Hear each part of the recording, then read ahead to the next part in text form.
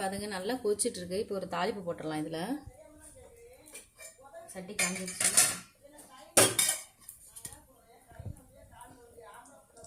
Gold winner எண்ணெய் ஊற்றிக்கலாம். இதில் வந்து கொஞ்சம் கடுகு போட்டுக்கலாம், கொஞ்சமாக வெந்தயம் போட்டுக்கலாம்.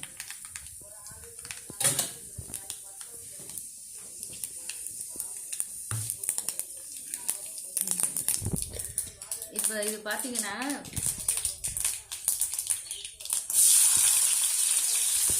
என்னன்னு தெரியலங்க, இந்த கடுகு வந்து பார்த்தீங்கன்னா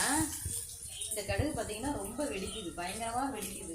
முதல்லாம் வந்து கடுகு இவ்வளோ வெடிக்காது, அப்படியே சட்டிக்குள்ளே தான் வெடிக்கும். இப்போ வெடிக்கிற கடுகு பூரா நம்ம மேலேயே படுதுங்க, அது மாதிரி வெடிச்சிருக்கு. இப்போ வெங்காயம் நல்லா வதங்கணுன்னீங்க. இப்போ இங்கே பாருங்க, இது தேங்காய் அரைச்சி வச்சுருக்கேன். தேங்காயும் கொஞ்சமாக சீரகம் போட்டுக்கலாம், அரைச்சி எடுத்து வச்சுருக்கேன்.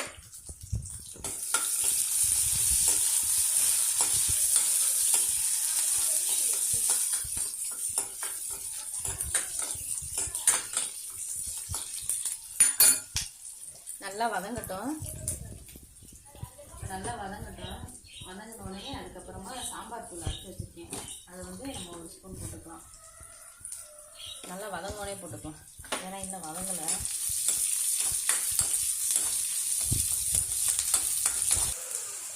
இப்போ நல்லா வதங்கிடுச்சு. இதில் ஒரு ஸ்பூன் மட்டும் போட்டுக்கலாம். ரொம்ப காரம் வேண்டாங்க, ஏன்னா காரம் இல்லாமல் இருந்தாலும் கொஞ்சம் நல்லாயிருக்கும். இது ஏன் நம்ம தேங்காய் ஊற்றுறோம் அப்படின்னு பார்த்தீங்கன்னா, தேங்காய் ஊற்றுறப்ப வந்து நல்லாயிருக்கும், ஏன்னா இந்த கசப்பு தன்மை வந்து அதிகமாக இல்லாமல் இருக்கும் இந்த தேங்காய் போடுறப்ப.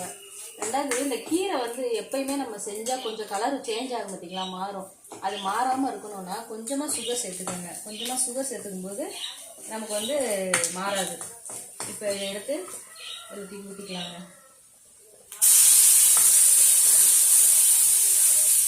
இப்போ வந்து இதாகிடுச்சு.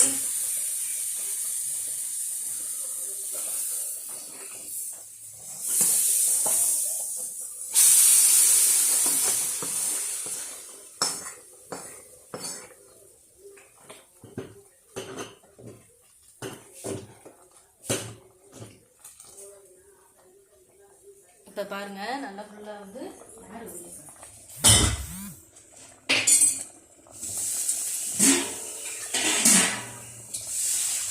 நல்லா வந்து குழம்போட கலரும் மாறிடுச்சு. இப்போ வந்து இந்த தேங்காயை ஊற்றிடலாம்.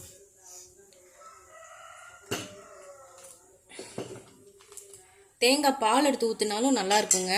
ஆனால் வந்து நம்ம பாலை கட்டிலும் இதை ஊற்றினோம்னா சாதம் கொஞ்சமாக குலைவாக வடிச்சிட்டு இதை ஊற்றி சாப்பிட்டோம் அப்படின்னா செம்மையாக இருக்குங்க.